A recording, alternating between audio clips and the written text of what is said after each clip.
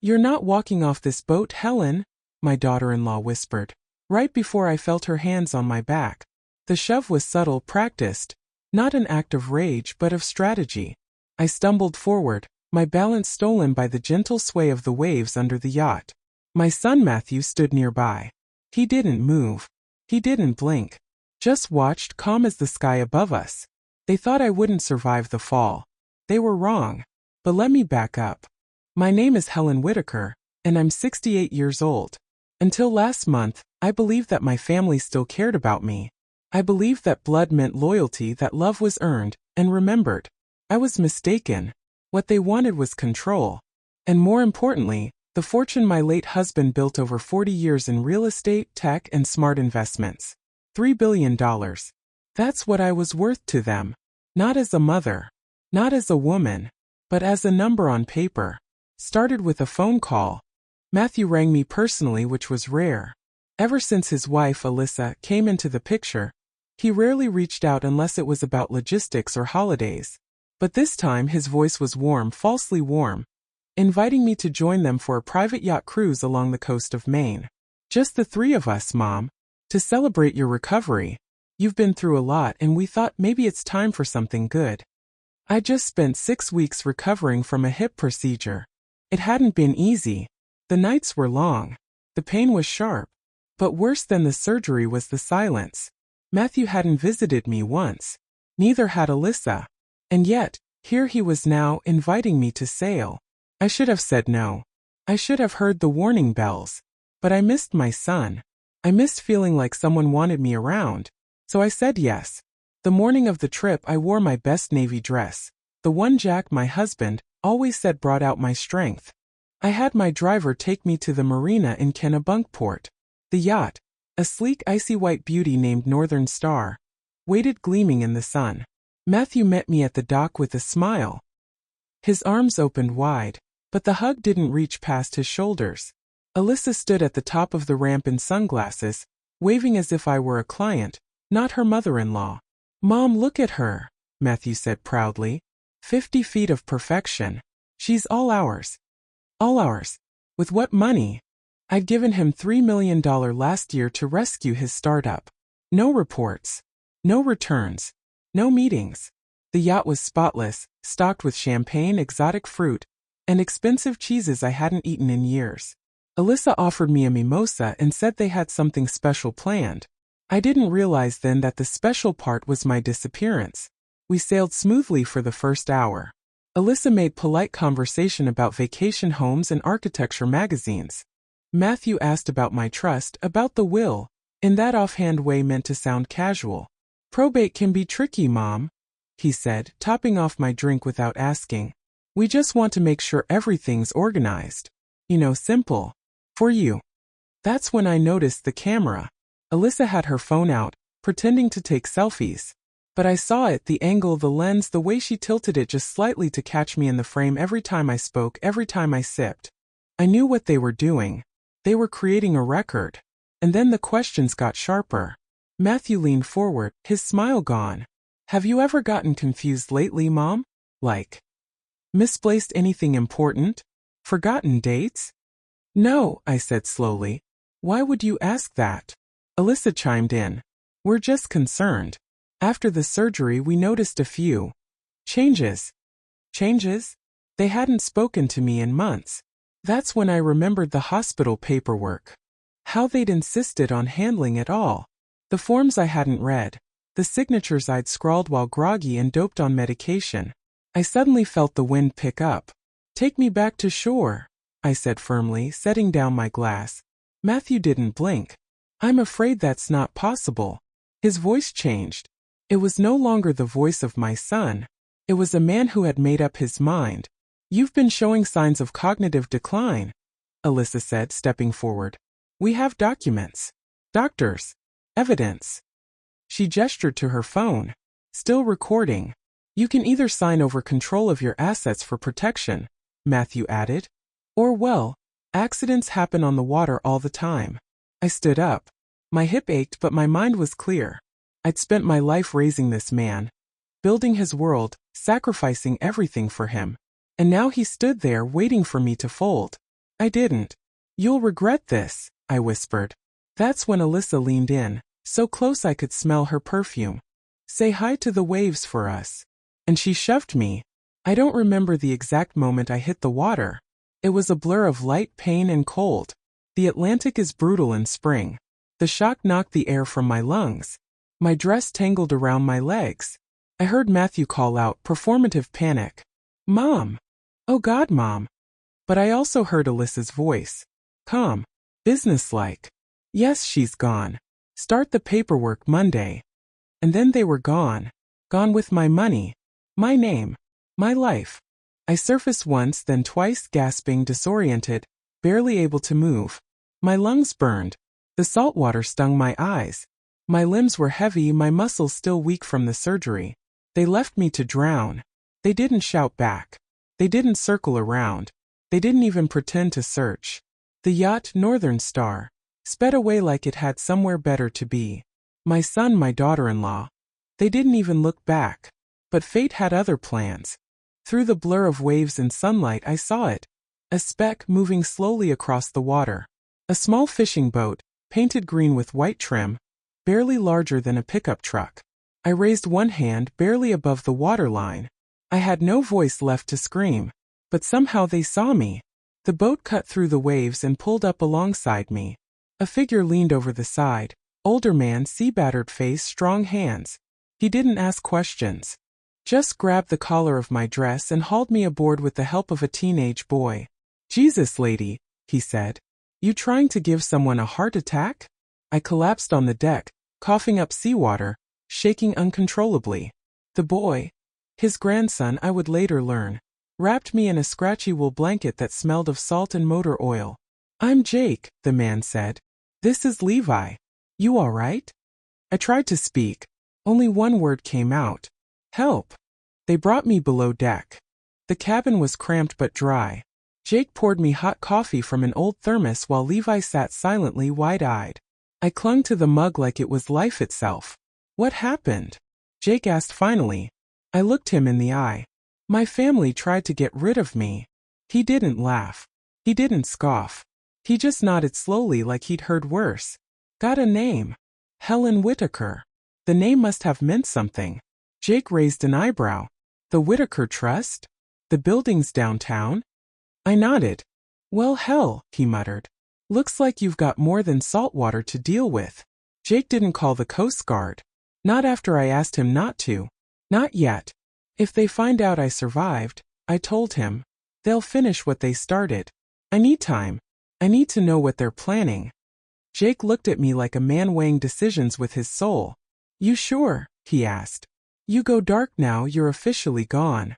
That's the point, I whispered. Let them think I'm gone. Jake radioed the Coast Guard. False alarm. Just debris in the water. All clear. Then he turned the boat and headed toward a tiny dock hidden in a remote cove. A place the map forgot. The kind of place that didn't ask questions. You're going to need a place to lie low, Jake said. I have a friend. No names. No noise. That's how I ended up at the Sandpiper Inn, a weathered bed and breakfast owned by a retired nurse named Mei Chong. A woman in her 70s with sharp eyes and no patience for fools. She took one look at me, wet, bruised, wrapped in Jake's old coat, and said, Kitchen's open. Bathroom's down the hall. No ID, no problem. Just don't bring trouble to my door. I slept for 16 hours. When I woke, May had already washed my clothes and set out a bowl of chicken soup thicker than any broth I'd had in years. It was the first time in days I felt warm. Federal safe. But safety wasn't enough. Jake returned 2 days later with a folder full of notes. They filed the report, he said, dropping the papers on the table. Missing person. Boating accident. Your son gave a statement, said you got confused, walked off the deck. I opened the folder. There it was. My obituary. Helen Whitaker, 68, presumed lost at sea. Loving mother. Gracious philanthropist. Suffered from early memory issues following a recent procedure. Survived by her only son, Matthew Whitaker. There were pictures. One of me at a charity event last year. One at a family dinner, looking tired, drink in hand. Photos meant to make me look vulnerable. Confused. Frail. They're laying the groundwork, Jake said, making it look like an accident tied to your mental state. I closed the folder slowly. They're smarter than I thought. But not smarter than you, Jake replied. And he was right. I spent the next week piecing together everything I could remember. The bank accounts, the power of attorney forms, the missing responses from my financial advisor, the name of the doctor Matthew insisted I see post-surgery. All of it. They'd been planning this for months, maybe longer. They knew I would never sign my life away. So they created a version of me that would. Or one that wouldn't be around to protest. But I was here. And I was ready. I made one decision that night, one that changed everything. If I was officially gone, then I could come back as whoever I wanted. And the person I chose to be was the one they never saw coming. The funeral was on a Friday. Cloudy skies, perfect for a performance. I didn't need the newspaper to tell me. I already knew how they'd spin it. The grieving son. The heartbroken daughter-in-law. The tragic story of a fragile mother who slipped away into the sea, her mind already half gone. What I didn't expect was the crowd. Over 100 people. Friends.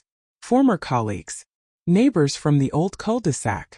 People I hadn't seen in years, standing around my empty casket, whispering condolences to the same two people who had tried to erase me. Jake and I parked a block away in his truck. We watched through binoculars from behind a row of hedges near the cemetery fence. There, I said, pointing. Top of the hill. Black coat, hand on Alyssa's back, that's Matthew. Jake snorted. Looks like a politician working a donor dinner. I didn't respond. I was too focused on faces. Lisa Pearson from my old book club. Crying. Dr. Nash, who'd handled my hip surgery. Somber. Even Mayor Connolly had sent flowers. I swallowed hard. These were real people with real grief mourning a woman who was still very much alive. Mourning me. They don't know, I whispered. They don't know they're part of a lie. Jake lowered the binoculars. They will. It wasn't just who was there that mattered. It was who wasn't. 3 names stood out. Graham Walters, my financial advisor. Carla Nunez, my lawyer of 18 years. Nolan Griggs, the accountant who'd managed the trust since Jack passed. All absent. Guilty conscience? Jake asked. Or deeper involvement, I replied. The missing pieces were falling into place. Someone had helped Matthew and Alyssa. Someone with access to my estate planning, my medical records, and the paperwork I'd signed in the hospital. These weren't just greedy kids, they had allies. Professionals. People who knew exactly how to make this look legal. And that made them dangerous. After the ceremony, Jake followed them at a distance in the truck while I waited at Maze. They didn't go home. Not right away. They went to the estate lawyer's office. 30 minutes. Then they left smiling. They're activating everything, Jake said when he returned. Accessing funds. Reclaiming assets. They probably think it's all clear now. Then it's time I go home. Jake frowned. That's a bad idea. Not the condo, I said. The old house. The one I gave them. Still risky. I won't go in blind. I held up the small disposable camera he'd given me days earlier. I'm not looking for confrontation. I'm looking for proof.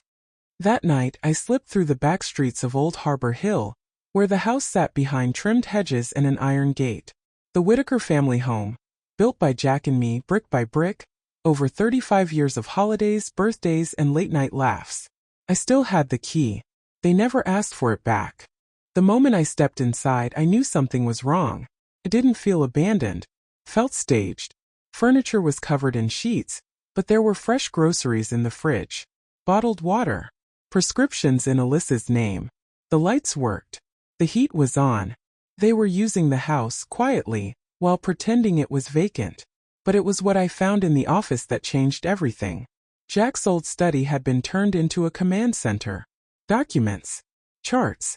A whiteboard filled with notes and dates. In the center of it all, a manila folder with a post-it stuck on top. Margaret Plan Final Phase. They didn't even use my real name.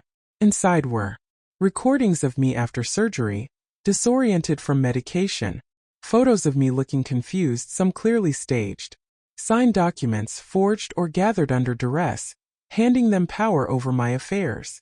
A report from a specialist confirming I was unfit to manage my estate. A doctor I'd never met. I took photos of everything. But it was the letter at the bottom of the folder that chilled me. Phase 3 must proceed before the end of Q2. H.W. is asking too many questions. If she seeks legal review, it jeopardizes the timeline. Recommend non-litigation exit. Risk assessment low. Cover story in place. Document trail clean. Signed only. R.G. I didn't know who R.G. was yet, but they weren't just trying to take my fortune. They were trying to wipe me out of the story completely. Like I'd never existed. I was documenting every lie, every plan, every betrayal. The final file was a spreadsheet labeled Post-Transition Asset Allocation. It showed exactly how Matthew and Alyssa planned to split my fortune, and how much each co-conspirator would be paid. Lawyers, accountants, even a notary. This wasn't greed. This was an organized scheme, and I was going to bring it all down. I slipped out the back door just minutes before headlights lit up the driveway. They were coming home. Jake met me at the drop point with gloves, a burner phone, and a plan. A week had passed since my funeral. The world believed I was gone. Buried at sea, mourned in the headlines, and slowly being erased from every legal record I'd ever touched. But while Matthew and Alyssa played house with my legacy, I was quietly assembling a counterattack. I had the documents, the photos, the proof. What I didn't have yet was a name for R.G. until Jake delivered it. Your financial advisor, Graham Walters, he said, dropping a report on May's kitchen table. His middle name is Robert. Graham Robert Walters, I murmured. R.G. The man I trusted for over a decade. The man Jack had trusted. He'd been helping them plan my removal, slowly, methodically, and for a price. That night I made the first real move. I mailed a package, anonymously, to an investigative reporter named Clara Benton, one of the few local journalists still doing real work. Inside were copies of everything: the forged documents, the staged medical report, the timeline labeled Final Phase, and the spreadsheet showing where the money was supposed to go. No return address. Just one note. Follow the money. Ask what really happened to Helen Whitaker. Then I waited. Jake tapped into the marina's security footage and confirmed that Matthew and Alyssa had the Northern Star scrubbed clean, inside and out. They even paid for a new crew just in case. No fingerprints. No trail. But they missed something. They didn't know I had a contact at the insurance firm that covered the yacht. His name was Devin and he owed me. Back when his wife was sick, I covered the cost of an out-of-network treatment their plan refused. Quietly. No fanfare. Just a check and a note. Take care of her. Don't worry about the rest. He never forgot that. Now, years later, when I called from a burner phone and gave him a date, a location, and a question, "Can you get me the marine claim activity on this vessel?" he didn't hesitate. 2 days later he called back. "They filed a claim the morning after you went overboard," he said. Said it was weather-related. Requested an immediate payout for damages and loss of life coverage. Did they submit a death certificate? No. Just the missing persons report and a statement from a doctor saying you were mentally unwell. No autopsy. No confirmation. It's flagged now. Flagged by who? By me. With the insurance flagged and the press nosing around, I knew time was running short. Matthew and Alyssa were going to feel the walls closing in. And like most cowards, they'd try to run before they broke. I couldn't let that happen. So I set the trap. Step 1. I rented a hotel room under a fake name at the Hartwell Grand, just 4 blocks from where Graham's private firm operated. I knew from habit that he often left for client lunches alone, always between 1 o'clock and 2 p.m. I waited, dressed in black slacks and a beige coat, glasses, hair pinned up, makeup minimal, the version of myself they'd never recognize. At 1:12 p.m. on Thursday, Graham left the building, briefcase in hand, phone to his ear. He passed within 3 feet of me without a glance. I followed him 2 blocks and snapped a photo of him meeting with Matthew outside a small cafe. Not a public meeting. Not a client review. A strategy session. Proof. Step 2. I had Jake install a GPS tracker under the Northern Star's hull. We needed to know if they were planning to disappear or liquidate. The next morning the boat moved. Not out to sea, but to a new marina farther north near Wolf's Hollow, a quieter spot with fewer eyes and more offshore wiring activity. They were preparing to sell. They were closing the book on me. But I was already on the next chapter. Step 3. May helped me book a meeting with a private attorney, Eleanor Day. Someone who specialized in estate reversals, fraud recovery, and discreet litigation. She was sharp, direct, and unflinching. "You have a solid case," she said after reviewing the evidence. "But if you want to win, really win, you'll need to play this just right. I'm listening. Let them try to access the full estate. Let them get confident. Then we hit them with everything all at once." I nodded. "Time it with the press," she added. "They love a scandal. And when this one hits, it's going to shake this town by its collar." Jake, Eleanor, May, they became my circle. My battalion. 3 weeks after my death. Everything was in motion. The bank accounts were restructured under Matthew's name. The investment portfolios had been touched. Not drained but shifted. The trust funds? Reallocated for long-term care purposes, as Alyssa had signed off in one document.